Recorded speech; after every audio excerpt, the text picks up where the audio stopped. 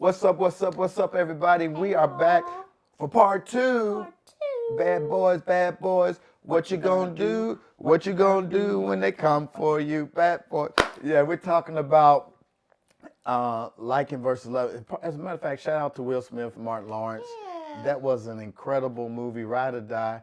These guys continue to get funnier and funnier with age, and the little guy Reggie, he makes the movie. I'm not gonna tell you the movie, but that'd be a good date night. Mm-hmm. Yeah, a good date night for y'all to go see Ride or Die. Go check them out. We talked last week about what does it take to love your spouse when you don't like your spouse. Oh my gosh, babe, is it possible to love me, but sometimes you don't like me? Absolutely, it is. I love you though. I love you too. And so there's some times when we have some behaviors that might upset our spouse, and you may even told them over and over again, look, I don't like this, and yet it keeps coming up. And it's those times when we find ourselves, I love them, but I don't like them. And so we talked about nurturing your friendship. We talked about separating the person from the behavior. And we talked about don't forget who you are as an individual. There's 3 more things we'd like to tell you to how to navigate your relationship when you love them but you don't like them. We made it through the test. Strength and need, love and sex.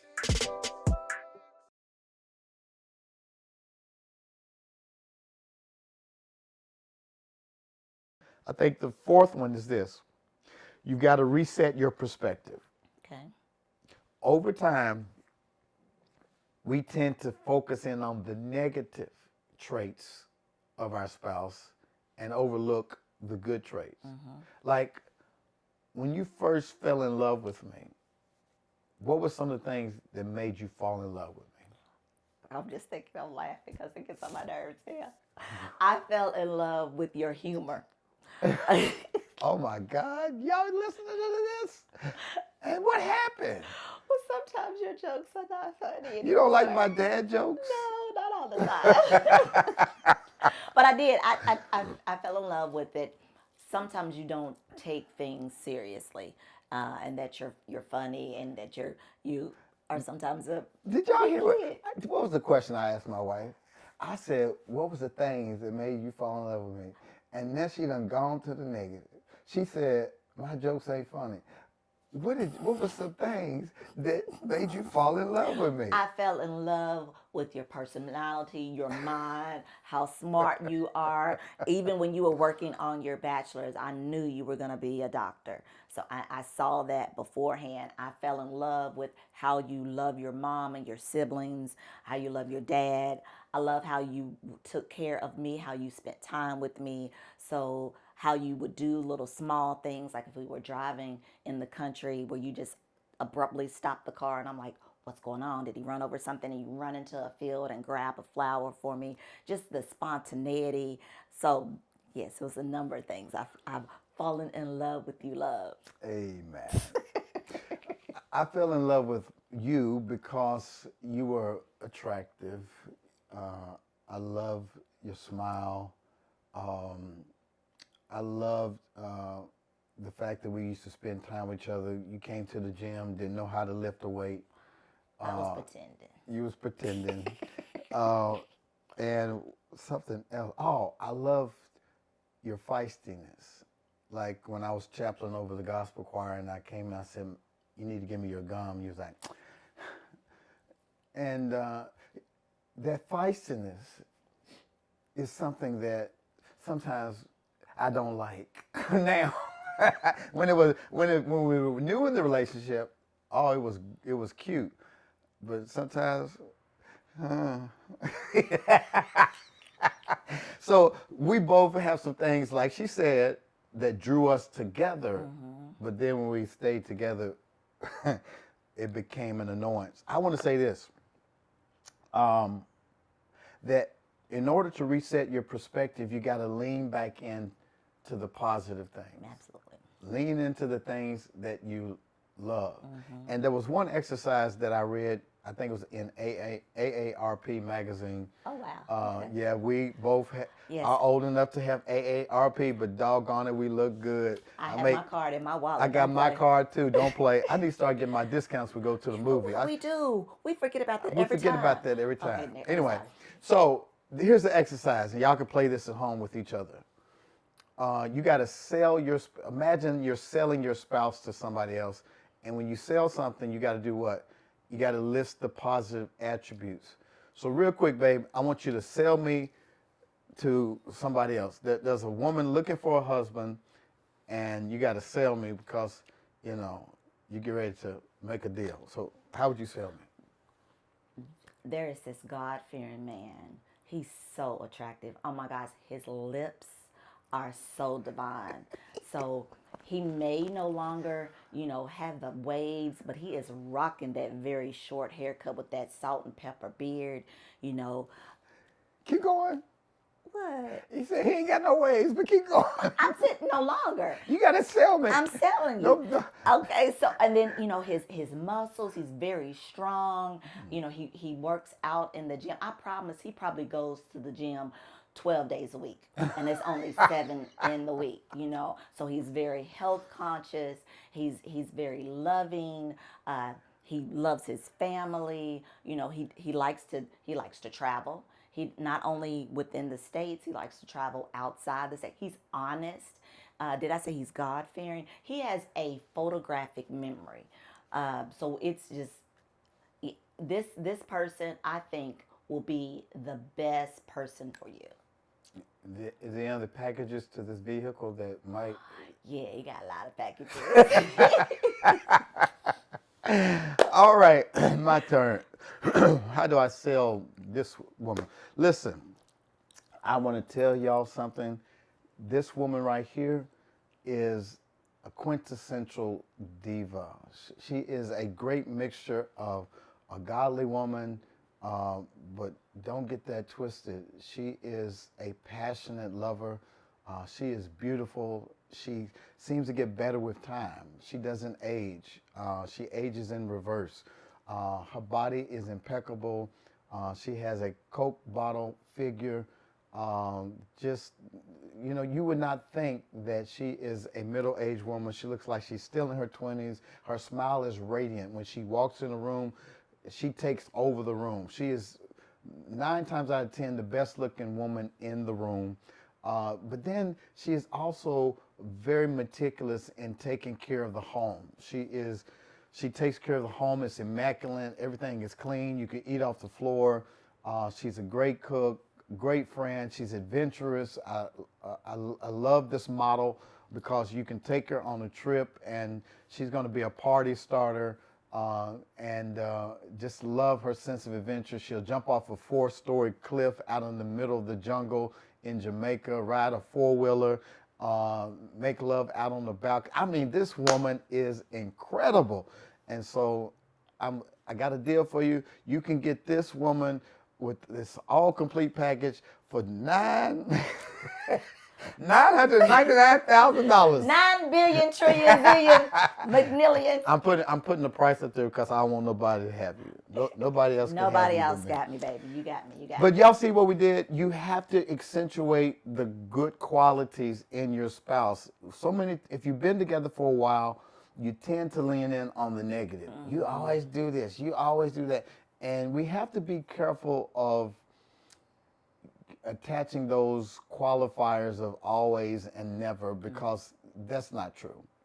It's just sometimes there's some things that your spouse does that can get on your nerves. And when you say always and never, you overgeneralize to the point where you can't even see the good qualities. Reset your perspective. What's number 5? Number 5 is prioritize your relationship. Okay, what's that mean? So that means you need to make your relationship a priority. Yes, we said to continue to nurture your individualism, but make sure that you're prioritizing your spouse. Make sure that you're spending time with one another, that you're intentionally doing things together. Don't leave it up to him to always plant plan date night or vacations, you take the initiative and plan those date nights and vacations. Make sure that you're doing things in the city together. Make sure that you're checking in with one another. So always keep your relationship first. I love that. And fellas, let me tell you what that means practically. So I'm a pastor of a mega church, and I've been president of a social justice organization. I've sit on boards. And when I make out my calendars and I say yes to certain events, what I do first is to think about my wife. When we had small children, I thought about my wife and children. And I would have to get their permission if I accepted more than 3 engagements that took me away from the family, because my marriage was a priority. I would also say it's important to prioritize sex in your relationship. And babe, what do you think about busy couples putting sex on the calendar? I believe it's necessary because you may have so many things that's going on in your world, your work week, what you're responsible for, that sex becomes a chore and it's overlooked. And unfortunately, well, for that time being, if you are scheduling sex, it's more likely that you're going to have sex. That is, if you haven't been prioritizing it, if it's not something that is an automatic. So you may have to schedule sex 3 to 4 times a week as opposed to not having any sex at all. Right. And sex, again, it's a bonding tool. Right. It is, it's good for your health, your mental health, your physical health. It helps with cardiovascular activity. It helps with bonding, emotional bonding with your spouse. And plus, it's just fun. It's just fun. You get in the bed, you become egoless. You lose track of time. You get a rush of adrenaline, endorphins.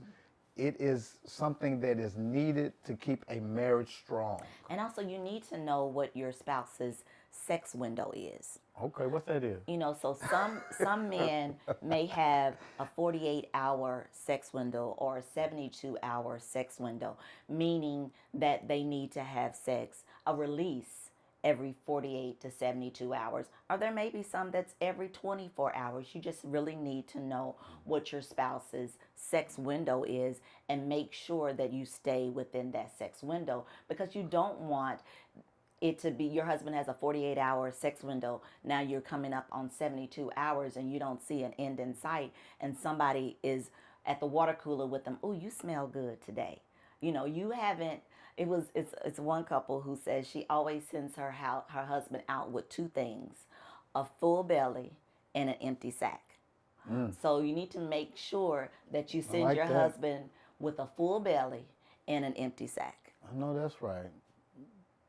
I'm just dumbfounded. I just need that in my life. Now it's in my life. My wife takes good care of me, and that's why we're on this podcast, because we want you to enjoy making your relationship a priority. You prioritize whatever's important for you. Yes.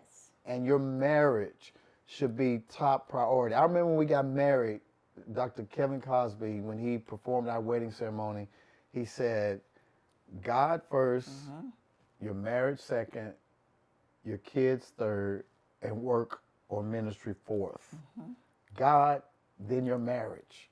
And notice he put that above the kids. Right. You got to prioritize your relationship. Sometimes we put our children above our relationship. That's why your kid is 5 years old, still laying in the middle of the bed with y'all. You got to go get in the bed, buddy. Our relationship is a priority. You should not take work into your bedroom. Your relationship is a priority. You got to make sure you're intentional about that. Number 6, you got to do some self-reflection. When it is that you're in a relationship and you find that you don't like the person you love, you got to do some self-reflection, because watch this. You can't change anybody but who? Yourself. Yourself. And sometimes when there's things that irritate you, you got to do some introspection to say, why does this irritate me? Is this really about my spouse or is this about me? It could be, but there's some kind of trigger of some unresolved issue from your past that makes something that your spouse does extra irritable because you never resolved what it was from the past. Does that make sense? Definitely. Unresolved feelings buried. Buried feelings don't die. Yes. They just keep resurfacing. Yes. So that could be a point of contention where that there's something that's been going on for so long and it hasn't been resolved, that just keeps coming back up. Yeah. And if it keeps coming back up, you have to dig it up and see, okay, how do I get healing from this? So that might require you saying, I need to get some personal counseling. I believe there's 2 types of counseling that's needed, maybe even 3. Personal counseling to deal with your own issues. What makes a great leader is somebody who is self-aware. Right. What makes a great spouse is when you're self-aware, that you take 100% responsibility for how you respond and react to any given situation. And when you're oversensitive in an area, it may be incumbent upon you to say, I'm going to get some personal counseling. I'm going to get some anger management. I'm going to go talk about my compulsiveness. I'm going to get some help because of these unresolved childhood issues. Maybe you need to come be a part of Healing for the Heart this summer at New Direction to talk about some of those unresolved childhood issues, because if you don't, they follow you into the relationship. What's the second kind of counseling? Couple counseling. After I've dealt with my own personal issues, I may need to go do some couple counseling to see how can we navigate together after I've done my own personal work. And then the third kind of counseling may be family counseling, especially if you have blended families where you need to learn how to bring those families together, learning how to deal with the issues that your children go through. And mental illnesses and challenges are all the more prevalent after COVID, after the pandemic. There's some lingering mental issues that have hit all of us. But the main point we're trying to make is do some self-reflection. I'm looking at the man in the mirror. I'm asking him to make a change. A lot of times it's not her, it's me. For example, if I'm going through a lot of stress at work, and we talked early on in the last episode about I come home snappy. There have been times when I'm going through something at work, very frustrated, and I'm bringing that stuff home to her. And she, being a very supportive wife, has tried to talk me out of that dark space. But it came a time when I realized I'm depending on her, I'm venting on her too much. Number one, I don't want my wife resenting where we worship. So I try to differentiate what I need to deal with versus what I can share with her. And so I would say that for everybody, regardless of what your profession is, you may have to decompress before you come home so that you don't bring the negativeness of what you're dealing with to the house. You got to do some self-reflection. You got to process your own pain points, and don't put all that work on your spouse to the point where they resent seeing you coming. Yeah, and you made a great point. It is not the spouse's responsibility to make you feel good. It's or make you feel happy or to get you out of a slump. It is not. And you mentioned the 100% responsibility. We teach that a lot, that you are 100% responsible for your own actions. And if you're not good, you can't show up good for everybody that needs you. You know, you have to be good first to yourself, and then you can be good to your spouse and your children. Yeah. And how do we practice self-reflection as it relates to our sexual preferences as a couple? Why is self-reflection important for good lovemaking? I think it will go back to knowing what pleases you individually, being able to be fully erotic with yourself, on knowing what your touches are, and like I said before in the previous episode, knowing what your yes is and what your no is, having agency over your own body, being able to talk to your spouse if there are any lingering issues or things that have been unresolved. You know, erotic consciousness simply means being present within your own body, to know what feels good Right. to you. And I think sometimes we are guilty of witnessing sexual moments rather than being in sexual moments. And witnessing is almost like you're outside your own body looking down on your body, and that can be a result of sexual trauma, or it can just be a point of you not being conscious about who you are and what you like and what you want. And I think self-reflection helps you to get in touch with what are some of the things that prevent me from getting in touch with my own sexuality? What are some things I need to overcome so that I can be more present and actually enjoy what my spouse is offering, rather than, watch this, when you're not embodied in your own pleasure, some of the stuff you should enjoy becomes a nuisance. Does that make sense? I think there is a balance Okay. to that, where you could be so engrossed in your own pleasure that you neglect your spouse and how that may affect your spouse. So make sure that you're having those conversations together, and to make sure everything that you do, that it's still edifying. So there's a balance of self-reflection, knowing what you like, and then being focused on what is a pleasure point for your spouse. And those two have to integrate. But I think the best reflection to start with is with yourself, to know what you like so that you can tell your spouse what you like and what you don't like. So this whole conversation has been about love versus like. There are going to be times in your relationship where the person you love, you don't like them so much. And you got to be able to work through that. Yeah. You can't just discard your relationship because you don't like what your person is doing right now. There may be some behaviors that they're doing that they irritate you, but you got to separate the behavior from the person and be able to talk lovingly. Baby, it really bothers me when you do such and such.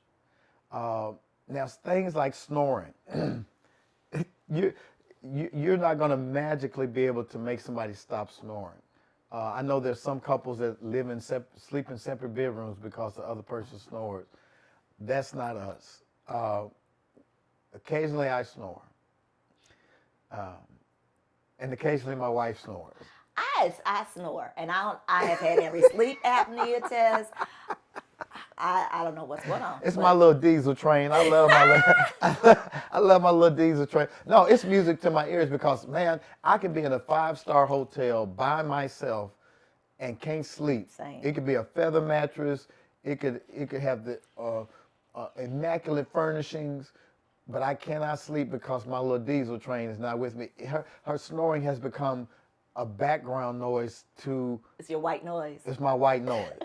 I love her, and I've grown to do that. And what I'm saying to you all is that some of these negative traits, or could be annoying traits, my bad sense of humor. My wife laughs more at my jokes than she does not. So don't let her fool you. This is true. I'm still hilarious. Very. But every now and then I have a dud, and she's learned how to live with my duds as well as with my moments where I got her cracking up laughing. So don't let it make you think that all my jokes are not funny. Woo. But I hope that this has been a blessing to you all. We want y'all to stay married, man. We want y'all to have fun in your marriage. We want y'all to work through listen, you don't jump off of a plane because there's turbulence. No. Do you? Put your seatbelt on. You put your seatbelt on, you ride that Hunker thing down. out, and then before you know it, you're back in smooth, and you're going to a destination that is wonderful. So whatever turbulence you all are going through right now, you're going to make it through. Do not give up on your marriage. God wants you to stay married. You got to continue to work on yourself. You can't change your spouse, but you can change you. You can change how your expectations, and don't sweat the small stuff. It's all small stuff. What would you say to the couples before we leave? As I said, marriage is a beautiful thing when you have two people working together for the same common goal. Whether it's things you like together or you don't like, you have to find a happy medium for both of them. Make sure that you're loving on each other daily, that you're finding new ways of doing things, so that the things that you don't like, you can turn them around to making some things that you do like together. So let's continue on this journey of loving each other wholeheartedly through and through. All right. Naked and Unashamed. Listen, thank you guys for tuning in. Shout out to all our new subscribers. Really appreciate you all subscribing to this podcast. And if you have some couple friends, seriously dating friends, and you're like, you know what, this is some great information I wish I would have had when I got married, then what are you waiting for? Would you please share with your family, friends, your couple friends, your coworkers?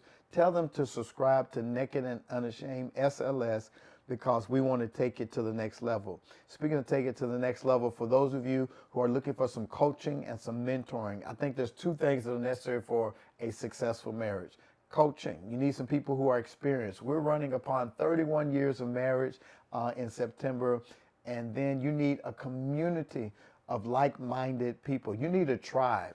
I tell Rhonda, we are sanctified freaks. We enjoy love making. We enjoy teaching people how to take their love making to a higher level. And if you need a tribe like that, we would want you to consider being a part of our tribe, the Eden Circle tribe. And if you want to be a part of our circle, simply go to theedencircle.com, theedencircle.com. And baby, tell them about saving the date. We are going to scout out a new location for our international retreat for 2025. We had a wonderful domestic retreat here in the city a couple weekends ago, and they're already asking what's next.